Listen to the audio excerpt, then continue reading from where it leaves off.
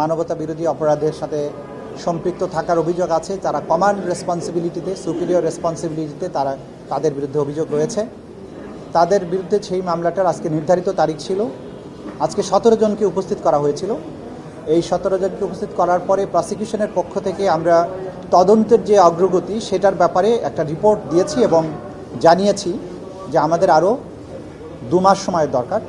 সেই 2 মাস সময় আদালত মঞ্জুর করেছেন এবং 2 মাস পরে একটা তারিখ ঠিক করেছেন। সেই তারিখে এটা রিপোর্ট দাখিলের জন্য রেখেছে।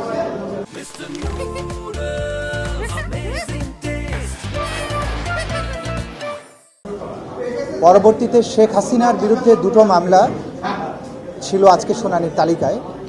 একটি মামলা ছিল জুলাই এবং আগস্টের গণহত্যার সাথে তার সম্পৃক্ততার ব্যাপারে।